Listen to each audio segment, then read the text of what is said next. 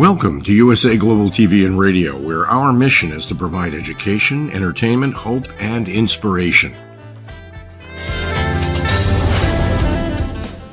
USA Global TV and Radio connects you with experts and audiences all around the world every single day to help you succeed in business and to live a richer life.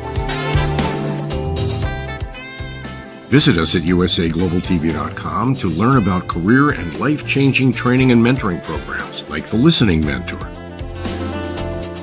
Subscribe to our newsletter to stay informed about our special programs and offers. Discover how you can become a guest on one of our shows or a host or producer of a USA Global TV and Radio show of your very own. That's USA Global TV and Radio, where the doctor is always in.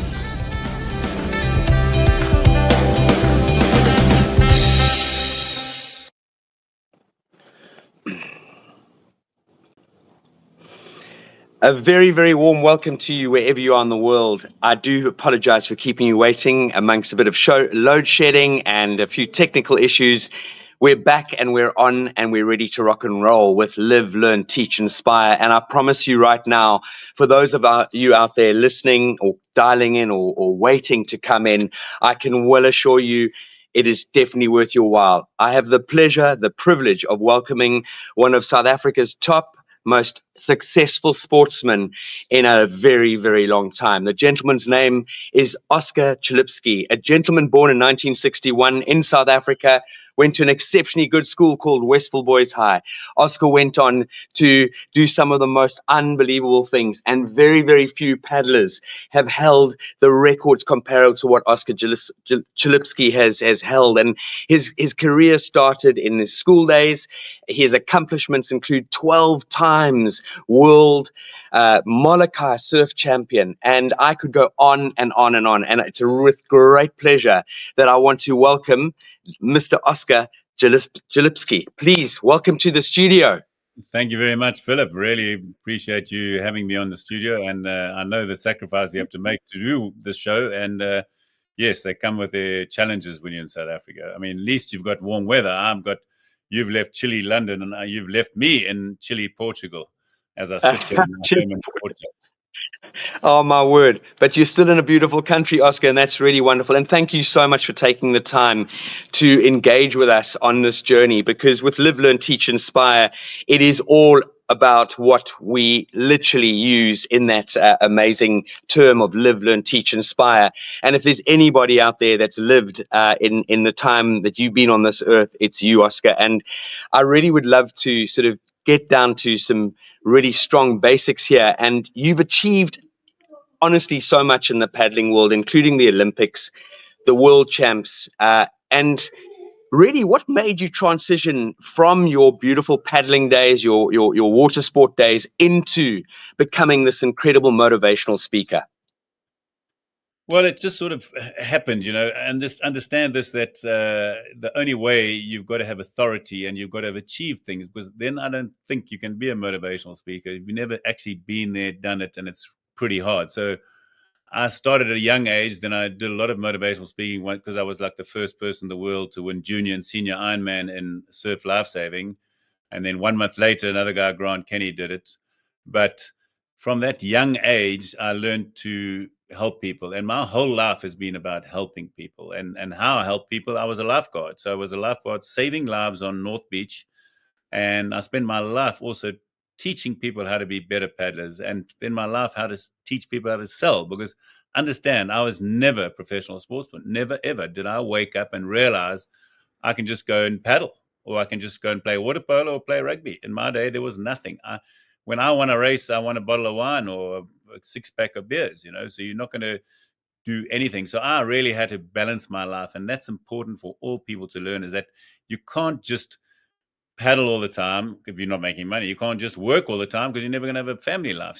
So this balance, and I think that's what's made me. And then the sort of crowning event happened sitting right on this seat, right where I'm here, when I got told I had 6 months to live. And then I thought, okay, well, let's see if this cancer that wants to try and kill me can beat me in 6 months, which it hasn't. And I think that's why I also wrote my book, No Retreat, No Surrender, because that's the only reason why I wanted to do it, to help other people overcome adversity. And I think that's important for people to learn, that it takes many people to make this world go around, and you can help people and everybody can help each other. You never know when you're going to learn from people, and you're never too old to learn.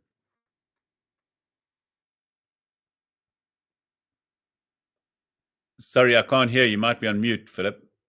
I'm on mute. I just, when you share that story with me, it gives me goosebumps from head to toe, and I get very emotional, because the short amount of time I've had to get to know you slightly reasonably well, we spoke for quite a long period over a couple of times, and I know you've been up against, obviously, possibly staring into the abyss on numerous occasions, and you have really, literally, in every sense of the word, gone out there and helped so many people on this journey, despite having to handle the challenges that you are faced with. And I know for a fact that you are self-made. There's been no, as you said, you got a bottle of wine for winning something. Wasn't what a tennis player would receive, or a motorcar racing champion. And you have really gone out of your way to establish yourself phenomenally in the business world.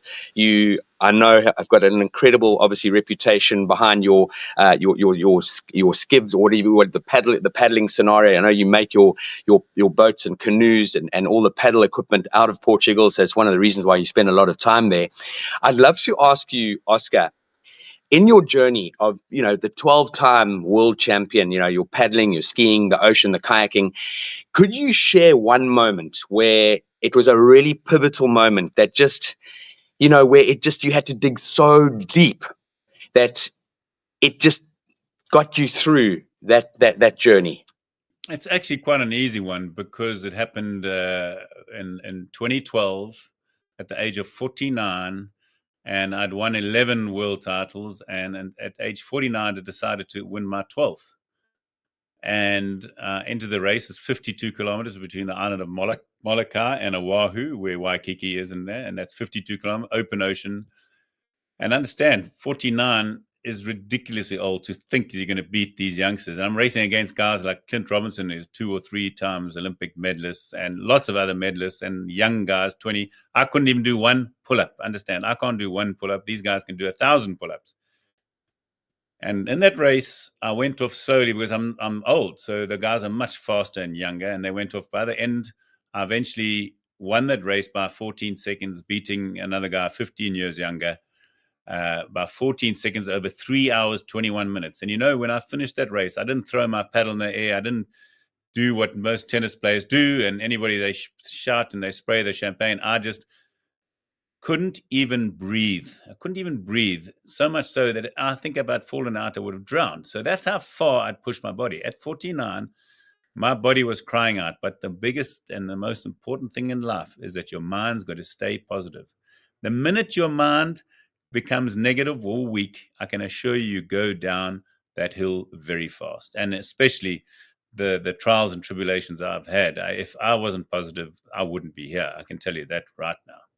And that taught me how far I could push my body, that race at 49. And Oscar, at what age were you diagnosed with this cancer that you obviously carry within your body? What age were you? 56. I just turned 56, and I was sitting in this. It was interesting. I was sitting in this room, and I had the phone on speaker. Claire was sitting next to me, right in this same couch that I'm on right now. And the doctor said, "Oh, we found the tumor on your spine. It's pushing on your spinal cord. It's eating away your spine." And I phoned my friend in America, and I said, "What the chances?" He says, "Well, you better get back to South Africa. This is a secondary cancer. It's not the primary cancer. We don't know what the primary cancer, but give yourself 6 months." And so I said, okay. And obviously my wife cried a lot. I cried a little bit. But then I said, listen, what I've done in my 56 years, most people don't do 2 or 3 lifetimes. And it comes from being a young boy at 14, ready, wanting to try and win in life. Win at everything I did. Business, family, health, and obviously sport, So and that started because my father was German, and he was very much the German mentality. It's one way, and the only way is the right way. And if you're going to do anything, do it properly or don't do it at all. So that started, and it started when I was 13 years old, where I realized that you have to put in the work to get the results. I mean, I was twice the size of everybody when I was young, and therefore I won all the time. But there's always that guy that is more determined than you and is more motivated than you that beats you, and then it wakes you up. And it woke me up at age 13. And at age 13, I realized I had to put in the effort to get the rewards. And there's no such thing as a free lunch. There's no such thing as an easy, this guy's natural. You have to put in the work to get the results. And I've been like that in my business career. I've hardly ever worked for a person. I've worked for myself. The harder I worked, the more money I made. And that's what life's about. And again, Oscar, just listening to, your dad being German and obviously straight down the line, what were one or two things that stood out for you that you recall from your dad's guidance in life that also helped you to trigger and spur you into this mindset of just really staying unbelievably focused, unbelievably driven to get to where you wanted to get to in your career, in your sporting career to start off with, let alone your professional career?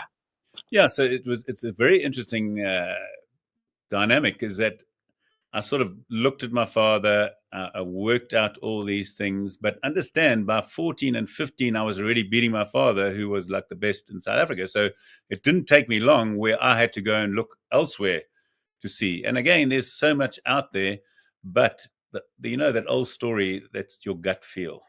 You know better than anybody else how you can achieve, but you want to learn from other people. I've learned from another guy, Tony Scott, who was really fast, but again, I ended up beating him and then learning from other people. So don't pin your hopes on one person. Just keep moving and developing a new kind of persona, because that's exactly the things that I did were never achieved before. So nobody knew how to do it. So I had to do it. I had to work out the ways. But the one thing that my father said is, you're going to do it properly, or don't do it at all.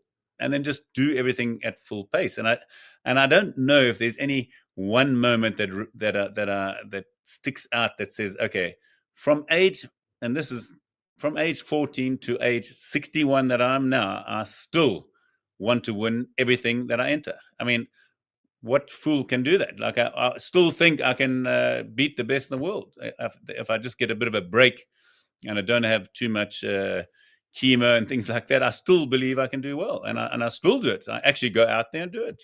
Like my golf, I suddenly playing good golf again. Because I started practicing, and that's what life's about.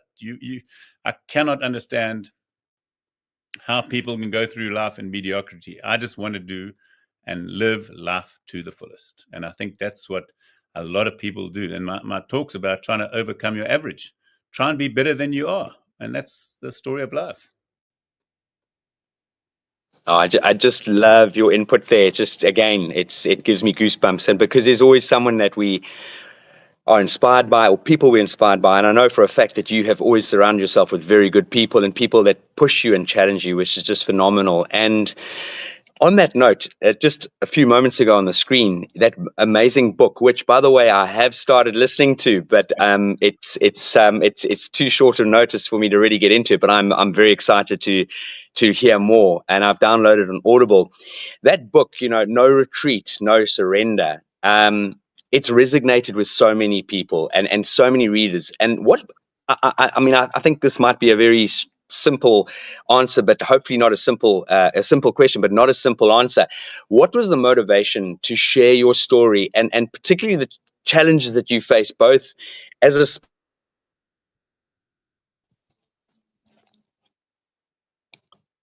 Did you hear me there, Oscar? Yeah, I mean, I knew exactly. So I got diagnosed on the 25th of November, 2019 in this seat. And the next day, on the 26th of November, was my wife Claire's 60th birthday. And I organized a surprise party. The only surprise she got was the cancer. But we went to the surprise party. And then on the 29th of November, I'll never forget, I was walking around the Nello factory, which is about 3 kilometers up the road. And I phoned my friend Graham Spence. He's the same author as Elephant Whisperer. And I said, Graham, you won't believe what's happened. I've got the cancer and I've got 6 months to live. And obviously he just about cried and he was shocked as hell. And I said, but don't worry, I'm sure I can outlast the 6 months. And he told me, he said, listen, I'm on I'm on a deadline. I can only start in 4 months' time. I said, don't you worry. I know I'm going to beat it. So what happened was, and I said, I don't want this a book like every other sportsman writes a book, and it's invariably about blowing smoke up his ass to say, hey, no, this is what I did. My book was written specifically for helping other people overcome adversity and going through life and learning from the lessons that obviously the things that mistakes I made. You learn from mistakes and you learn from the good things I did. So, and after every chapter, there's life lessons that teach you what the mistakes I do. And in Audible, as you see, I've got a proper narrator, and then I come in to answer all the life lessons, because I think that's important. I mean, a book, it would have been like a sort of an autobiography of what I've achieved. I didn't want that. I wanted something there that actually helped other people, and it has been. I mean, as I say, I was talking to your doctor friend there, and I said I've had drug addicts giving up drugs because they read the book 2 or 3 times. I've had cancer patients, many of those, obviously, and then I've had people that are in depression that said, "You won't believe this. I read your book, and it's cured me of my depression." I'm not saying, but it's helping. And I had this guy who was about 80 years old. His son went through COVID and was a farmer in South Africa. I never forget, he hardly could speak English. And he came up to me, he says, Oscar, he says, and just about crying, he says, my son was so negative, and I gave him your book, and he's changed man. In the last 3 years, he's a changed man. So, and that's what I wanted the book to be, and it's turned out to be like it. I mean, I have so many people, and I'm always writing, keep fighting, because that is the important thing, and keep positive. And my sign off when I say Oscar Chalupsky, I say keep positive, keep fighting, and I sign my name, because that's what life's about. You just got to keep fighting. I mean, and again, it's going to be tough. Some battles you're going to lose. Yeah, I've lost many races in my life, but this battle is that's giving me now the cancer is quite a tough battle, and trying my best and taking people along with me on the ride. As I say, it's very up and down. You know, 1 minute you on your death minute, next minute you paddling and playing golf, and that's life. And then working all the time. And Oscar, yeah, with regard, and thank you for that insight. It really, it's I know it's huge, and you've just mentioned 1 or 2 people, 3 or a handful of people that it's inspired. I know for a fact, and you know for a fact, how many thousands of people that book has given to people, and it's just mind blowing. And I know a lot of corporates around the world hand it out as a gift to inspire their teams, to inspire them not just in the workplace but also in their lives. And this is something where I really feel very aligned with your mindset and mentality and vision and focus, in the sense that as an organization, we are all about how can we help people build their lives and do better. You know, we're all good versions of ourselves, but we can become better versions of ourselves. And it's giving people those tools to be able to do so. And this leads into the question, at what sort of age were you when you started just helping people? Because not everyone helps people. People tend to grow up at a certain stage. People can be very selfish. But where did you feel this kicked in, and what drove you to just start helping people? It's funny, in our sport, in Lifesaving, there was a double surf ski. So, and I was really very much better than everybody else. So I was in a double surf ski, and I would just take anybody off the beach to be my partner in a double surf ski. So I had to teach them how to paddle. They didn't even know what paddling was. Teach them how to paddle. This is at the age of 14, 15. So I really was starting to teach people how to paddle. And everything I did, obviously, at that stage was at the 100th miles an hour. And funny enough, these people that I just taught, and I got them to train, and I showed them that you can take anybody and make them do anything. And I made these guys, and we won South African championships every single year with a person that never even knew the sport of paddling existed. I'd put him in the back, train him. Of course, you got to make sacrifice. He made the sacrifice, came training, and can you believe it? We won South African championships 4 years in a row in the junior double ski. So it just shows you that you can change anybody. You can coach anybody. And so that's how it started. And then you'll see in the Doozy, which is a big race in South Africa, down the Umkomaas River, I took Nas Botha, never paddled. I took baby Jake Matlatla. I took Peggy Sue Kamala, Dr. Kamala, Nati, Africa. So I took these people that couldn't even swim, I took them down. And so my life has been about really letting other people see the beauty and the fun that I've had. And that's how you do it, and I think that's my life. I mean, when I got to Sanlam that was in 1986, I was very young, but I worked out how to work the sales system. And within 1 or 2 years, I was teaching every person in Sanlam, 15,000 sales agent, how to sell life insurance. So my life has been about, and again, it's one of those things that it's been sort of a labor of love. I've done it. I know you don't make a lot of money out of it, but you get a lot of satisfaction of helping and teaching people, and I think that's where my journey has been going from, as I say, maybe from 15 years old. So again, one of these things I'm very unique at. I always want to help people. Even if they don't want advice, I give them advice, by the way. Well, listen, they always say never take advice from someone, below you or beneath you. You definitely can definitely have the authority to give people advice, Oscar, with your journey. And as you said, you've literally done more than most people would do in 3 or 4 lifetimes. So it's just remarkable. Tell me, on that note, I wanted to ask you, with regard to, have you ever read the 5 Love Languages, Oscar, No. by Gary Chapman? No, I don't think I have.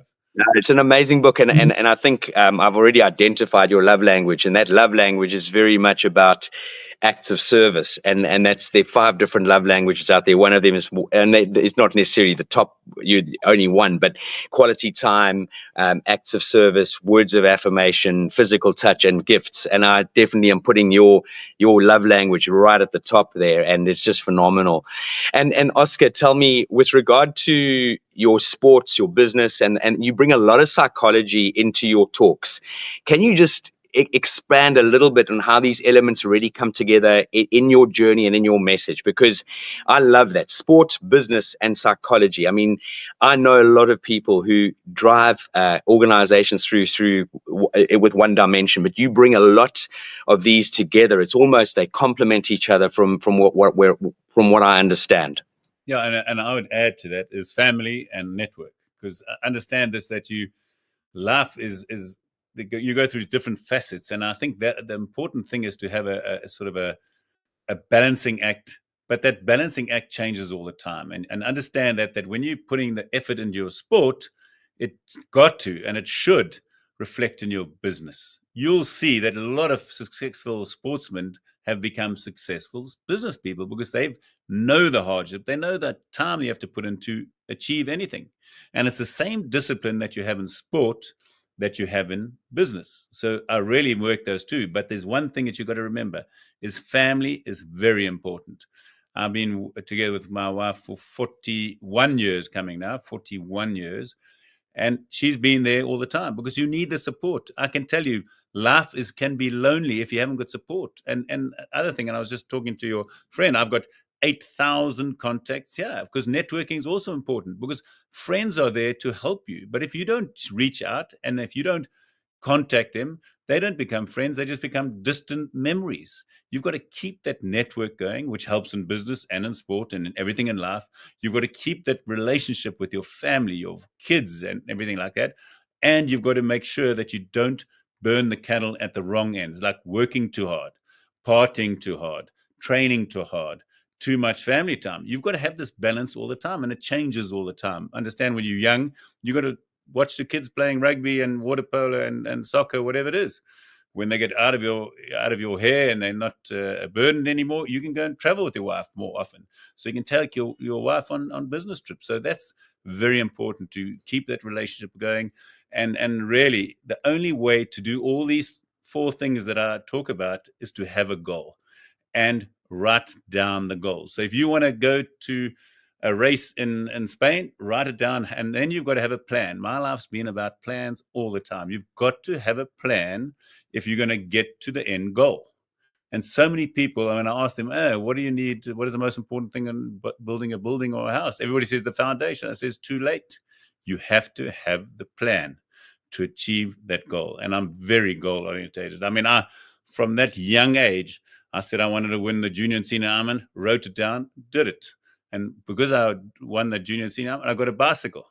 So there's always, with the goal comes the rewards. And that's the fun thing. But if you don't write the goal down and don't tell people, you'll never achieve it. So the first thing is, they say, and this is a fact, that if you write a goal down, it's 85% of it's achieved. If you don't write it down, and I was always different, I wrote it down and then I told everybody. And so if I failed, people would always point finger. I told you, you could never do that, you know. So there's different ways of setting your goals, but the most important thing is to have a goal. And that goal's got to be, like, I know when I was young, I used to plan at 4:30 years to train, and then 8 o'clock go to work, and then make time for my wife, make time for my children, because life just goes by so fast that we forget our kids and we forget to do the fun things in life, you know. So, and I think that's important. The balance in life is very important. And as I said, I like family, business, sport, health, you know, those things, and the psychology of all of it comes down to integrity and honesty. Oh, music, just wonderful. I love what you've put into place there. And off that, I'd love to just expand and elaborate, if I may. You know, someone shared with me the other day, you know, how do children, or how do people that are close to us spell love? And that's TIME, time. Spending that time together, you know, sitting around what we call the family boardroom table, whether it be breakfast, lunch, or dinner, or, you know, spending quality time together. And it's a balance, and something that we absolutely, when we open up any of our coaching programs, whether it's a 6-year-old or whether it's a 78-year-old, oldest person that's walked through the door at the British School of Excellence, 78, we always get them to write 4 sentences down. And one of those 4 sentences is, nothing's ever achieved unless truly first imagined. And then we go in from there into, if you think it, you speak it, you can hold it in your hands, but you've got to write it down. You've got to have that vision. You've got to have that vision board, because that is what will drive you every single day by looking at it. And we actually get people to create their vision boards, take a photograph of it and have it as their screensaver. And then you monitor them as they go on. And I love the fact that you would tell people, and then they held you accountable. And that's another great way to motivate people, to motivate oneself, is by sharing with someone, I'm going to do X, Y, and Z. I'm going to learn to play tennis at this level. I'm going to go and train. I'm going to do the Comrades Marathon, whatever it might be. And then people can keep checking in on you and pushing you and encouraging you. So I just love that, having accountability partners on the whole journey. And I would imagine, without a doubt, that your wonderful, well, not young kids anymore, but your children and your wife have just been right behind you all the way. Absolutely. You have to have them behind you again. And again, they give you guidance. I mean, understand, you can never too old to learn from anybody. And I never forget, I was in Israel coaching some people how to paddle. And this lady, she's 65. She's probably been paddling 2 years. I've been paddling 40 years. She said, no, I sit on the boat like this. And I looked at her and I said, oh, why do you do that? And she told me the explanation. I said, from that day on, this is how everybody I teach is going to sit on a boat. So it shows you. And she was 65. She'd 2 years experience. I had 40 years, and she taught me something new. So you can never know who you can learn from, what age. You're never too old to learn. And that's a great adage to keep to. And just always keep your ears open. Never know. Yeah, that for me, boom, keep your ears open, learn to listen, to understand, not to respond, and genuinely understand, because that is, and I noticed when we spoke the other day, I know you just arrived in the country, but your listening ear you were so tuned in, and what we spoke about, you reiterated certain aspects and elements. And we, again, you know, talking about networking, I love the fact that you've got only 8,000. I mean, that's a couple of people in your phone there. I'm surprised the phone hasn't disintegrated with that amount of contacts. That is just phenomenal, remarkable. But as you quite rightly said, you know, your network is your net worth, but you've got to work at this. It's something you've got to invest in. And it goes back to what you were saying earlier about your relationships, not only your contacts and friends, but your family.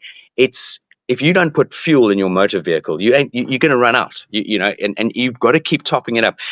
One of the things, and I'm digressing slightly, but I'm very focused on this. And you and I both, a few weeks ago, both met Gary Player, and I know you've obviously met him on numerous occasions.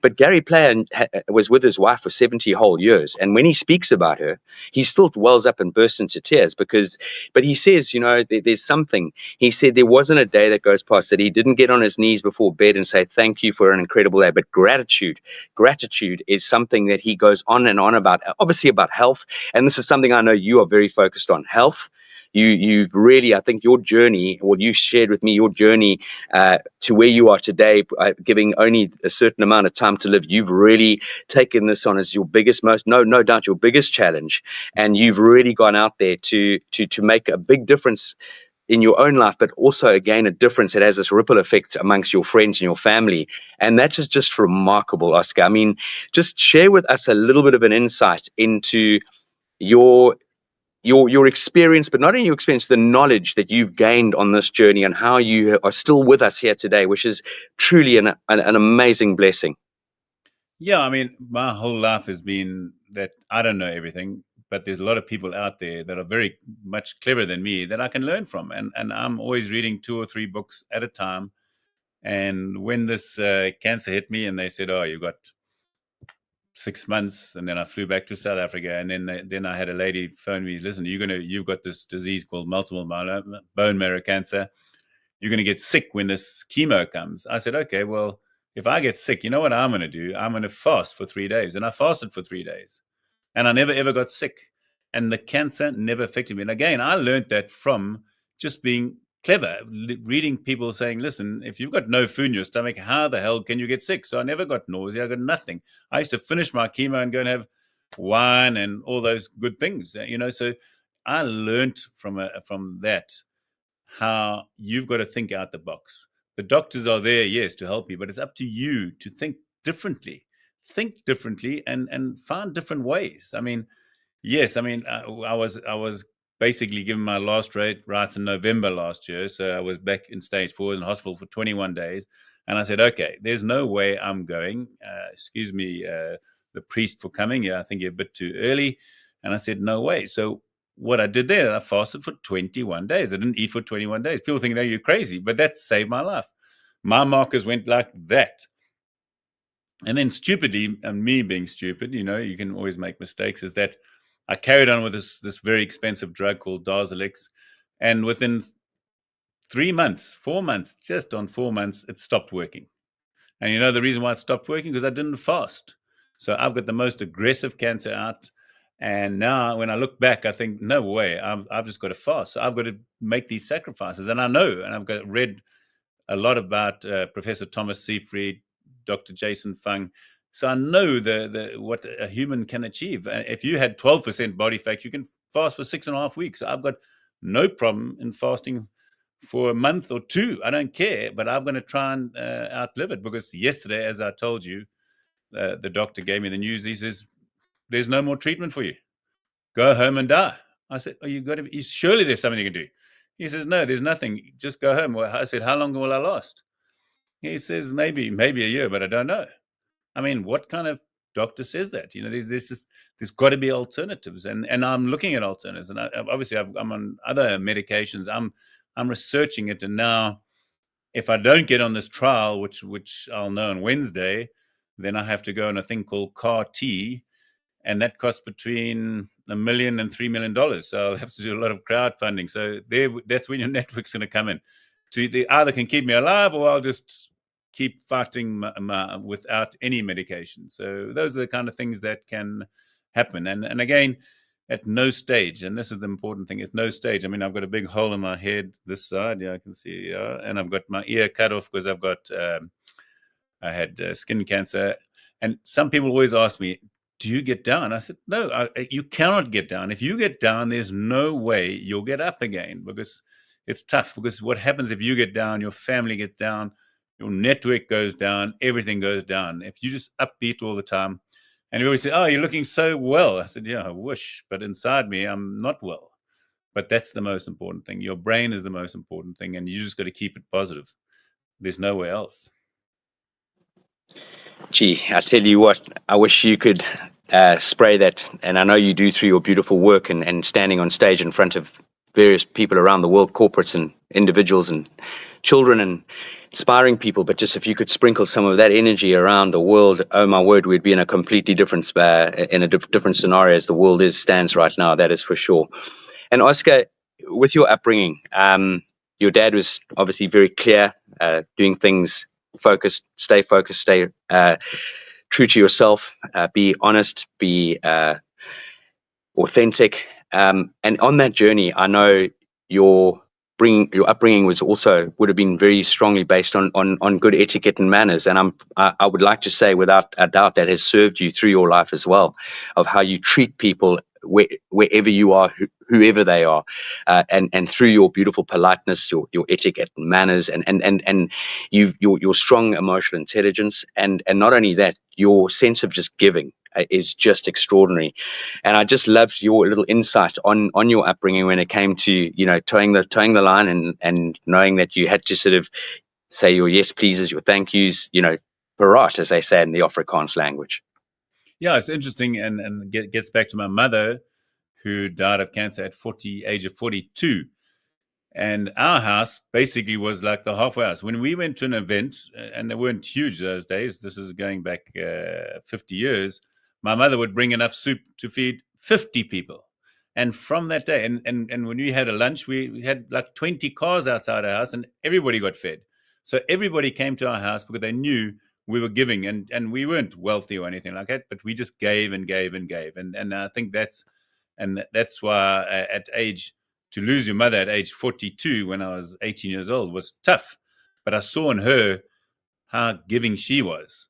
So I think that's also what attributed to. And then I was born up with two brothers and a sister, Herman and Walter, great competitors. And you can see, if you're in the right environment, you suddenly get better. So everybody was good at sport because I was pushing them and they were pushing me. And that's how we became the best in the world. So you have to have adversaries and opposition in life. Don't think life just goes and you're going to be the best because you just got this natural talent. No, you got to put in the work, and you got to have other people pushing you and getting you out of the comfort zone so that you can actually achieve more than you ever thought.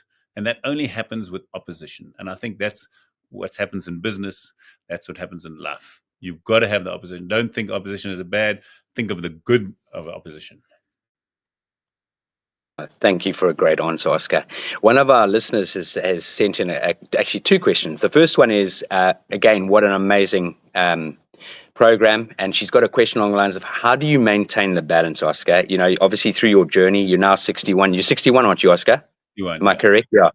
How do you maintain this? How have you maintained this incredible balance through your journey? Because as you said earlier, there's no plain sailing. You do get curveballs thrown at you, and some really bad curveballs, which you've obviously had.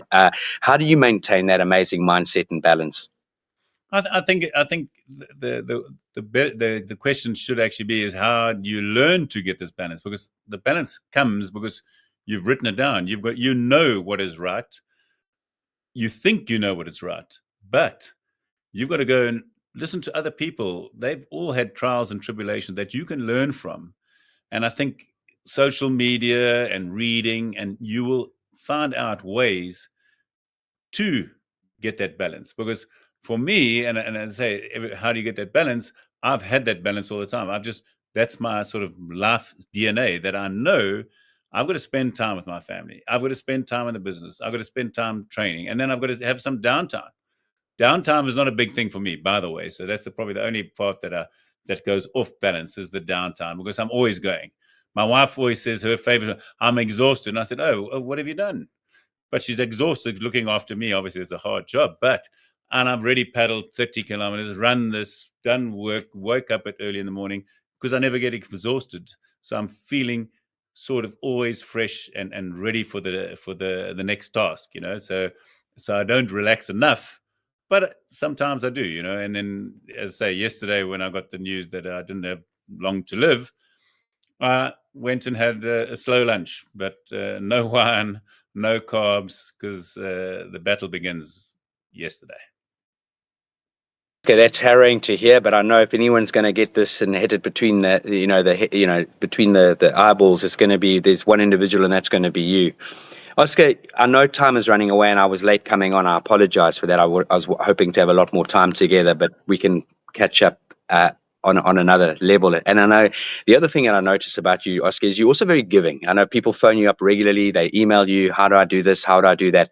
And that is a remarkable trait because, again, time is possibly along, as you said, along with our health, is the two most important things we have in this world, time and health, and you know, obviously then the family and love and all that, but time and health are the keys. And that is a remarkable trait to have. And again, I know you don't stop, which is just amazing. So, you know, for anyone out there listening to this Live, Learn, Teach, Inspire program, yeah, I know Oscar is just an email away. He's got LinkedIn. I would love all of you to please have a look at that incredible book, you know, No Retreat, No Surrender, and keep it like a Bible next to your or the Quran or whatever you focus on next to your bed, and have it to dip in and dip out of. And you know, on Oscar, on that note, I'd love you just to leave us with a few amazing sort of words of guidance and steering that you can share with the audience, because I know we could talk for hours and we'd keep everyone riveted. And the takeaway from today has been huge. I've so enjoyed the time we have had. It's just flown by. But please, if you could just leave us with some words of guidance and steering that you feel would add any value to anyone's life. Yeah, I think there's two things that I really am strong about. A lot of people out there, and I guarantee this, is they're all worrying about life, worrying about where the next money is coming, worrying about this, worrying about passing this, worrying about doing this. People worry. And I was taught at a young age, I've got the cure for worrying. All you do is you go into a bathroom, a toilet, lock the door, and worry and see if anything changes in life. Nothing changes. So worrying is a stupid thing. If there's something that you can do about it, do it now. Now, not wait for tomorrow. Everybody gets mad at me at my family. I said, phone this guy. No, can I do it? No, I'm doing it now. Because if you do it now, the worry disappears. If you can't control it, don't worry about it. That's number one. And number two, if you just do a little bit extra, a little bit, 1% more than the guy next door every day, like doing one sit-up and the next day doing two sit-ups, you, at the end of the year, it's like compound interest, are going to be better than the next person. So you just got to get a little bit. It doesn't take much. When I won my 12th Molokai World Champion, I wore a wetsuit in the middle of Durban summer. I put a weight in my boat. I did that little bit extra so that when I got to that race in 2012, I had done my homework. Huge sacrifices, but done my homework and just done a little bit more than the next guy, and I won by just a little bit.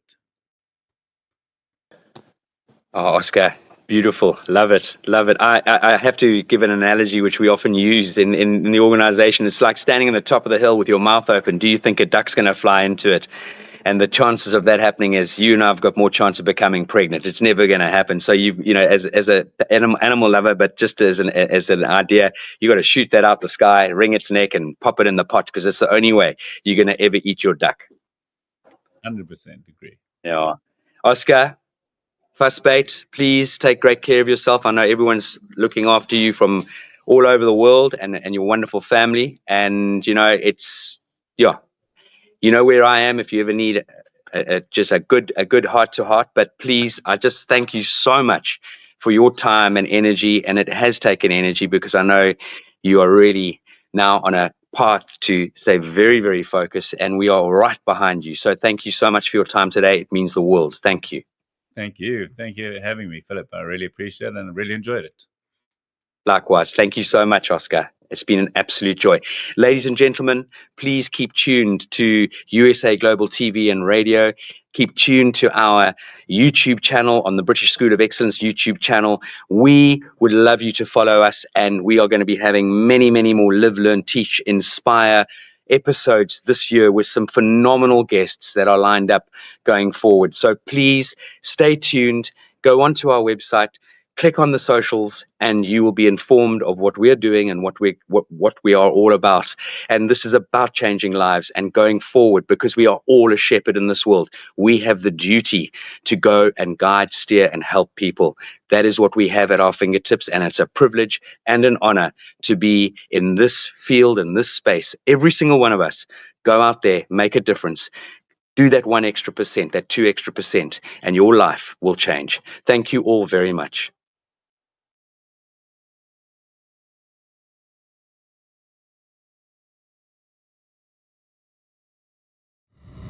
The last few days have been really amazing. I had a trainer course from the British School of Etiquette.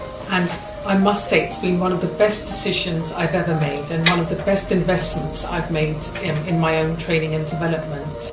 Now, words alone will not describe the transformation and the positive path that I have traveled with the British School of Etiquette.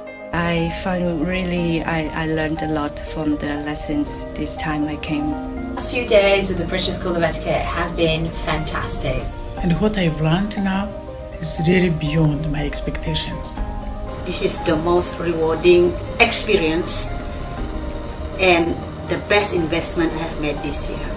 It was just great. I learned so much, and when I go back to Belgium I will incorporate a lot of it into my day-to-day life and business. It's been absolutely wonderful for the whole week that we were here. I feel transformed, and I feel like blowing a trumpet and tell people, come and do this school. This class is the best. This is the best school ever. You should take it. It will change your life immediately. I am now able to teach other people how to bring the best of them. Thank you. Thank you, BSC. Thank you. Thank you so much. Thank you.